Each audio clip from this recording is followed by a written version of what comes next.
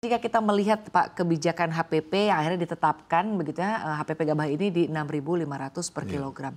Menurut tanggapan Anda Pak terkait dengan penetapan HPP dari gabah yang ada di 6.500 kilogram ini, apakah sudah tepat, sudah cukup ideal? Mengingat kalau kita lihat Pak, akses untuk mendapatkan kadar air atau juga artinya akses-akses lain ya Pak dari petani ini kan tidak seragam atau tidak sama Pak. Bagaimana tanggapan Anda terkait dengan hal ini?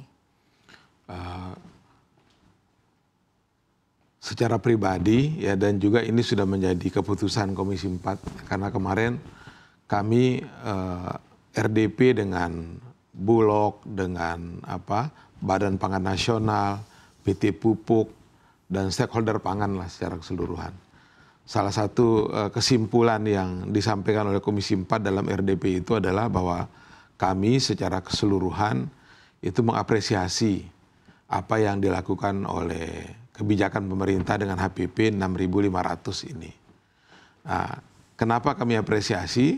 Karena dia disertai juga dengan kebijakan lain, yaitu menghilangkan rafaksi.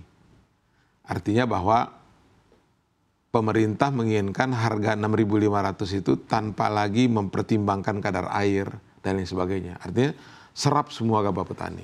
Nah, ini kan kebijakan secara umum bagus menurut saya. Nah, karena itu kita perlu mendukung ini, tapi kita juga perlu memberi catatan.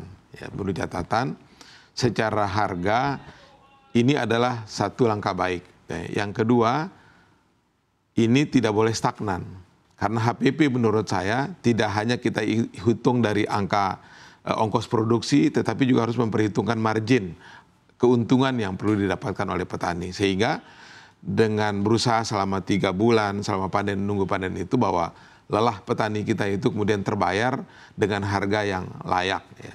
Nah kita berharap dengan HPP ini kesejahteraan petani itu bisa meningkat.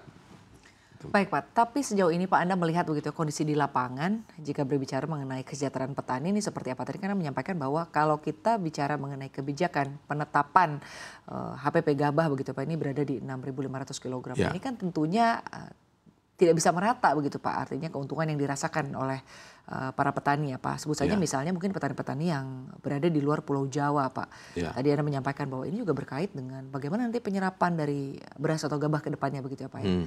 Bagaimana tanggapan Anda terkait dengan kesejahteraan petani saat ini Pak?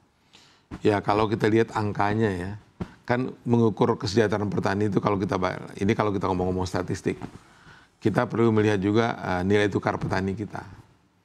Nah, paling rendah dari seluruh para sektor pertanian itu adalah sektor tanaman pangan. Dalam hal ini padi, jagung itu sangat rendah. Artinya bahwa ongkos produksi yang mereka keluarkan itu masih belum diimbangi dengan harga yang bagus. Nah, karena itulah penetapan HPP 6.500 per kilogram ini tanpa memperhitungkan kadar air dan lain sebagainya ini suatu kebijakan yang bagus menurut saya. Ini loncatan karena sebelumnya kan rendah sekali. Pertama HPP-nya rendah, yang kedua bulognya juga tidak diberikan fleksibilitas dalam penyerapan. Nah, terus yang ketiga itu dominasi swasta dalam tata niaga beras dan pangan secara keseluruhan ini sangat dominan. Nah, karena pernah kita mendapatkan nilai tukar petani kita itu di bawah 100. Itu artinya bahwa sebut saja misalnya angka 98. Itu artinya bahwa petani mengeluarkan 100 tapi dapatnya 98, berarti kan rugi itu. Nah, itulah fakta dari petani tanaman pangan kita. Karena kita sedang bicara tentang petani gabah ini kan. Nah, mudah-mudahan dengan apa yang coba dilaksanakan oleh pemerintah ini dengan menetapkan HPP yang bagus seperti ini, mudah-mudahan NTP kita meningkat. Ya, tapi catatan kami harga 6.500 ini jangan stagnan di sini gitu loh. Harga HPP itu enggak boleh harus terus dipantau sesuai dengan harga di pasar. Nah, karena kalau itu tidak dilakukan maka Bulog pasti akan kewalahan menghadapi pihak-pihak swasta yang ingin memonopoli gabah dan petani kita. Baik Pak, tapi kalau di dapil Bapak sendiri di NTB, kondisi petani di sana seperti apa Pak? ini kan HPP ini baru ditetapkan, ya. Nah kalau kemudian kalau faktanya sekarang memang petani kita itu kasihan, Pak. Ya kan, harga yang mereka dapat itu jauh di bawah harga kelayakan itu. Makanya kita dapatkan NTP tadi di bawah 100. Nah, karenanya dengan NTP 6.500 ini kita bisa bicara HPP 6.500 ini kita bisa berharap nilai tukar petani kita meningkat. Nilai tukar petani itu kan adalah apa yang dikeluarkan oleh petani kita itu dibandingkan dengan apa yang kemudian benefit yang didapat. Nah, itu yang namanya nilai tukar petani. Nah, karena itu fakta hari ini petani kita memang sangat memprihatinkan. Karena itulah pemerintahan Prabowo itu mengeluarkan kebijakan ini.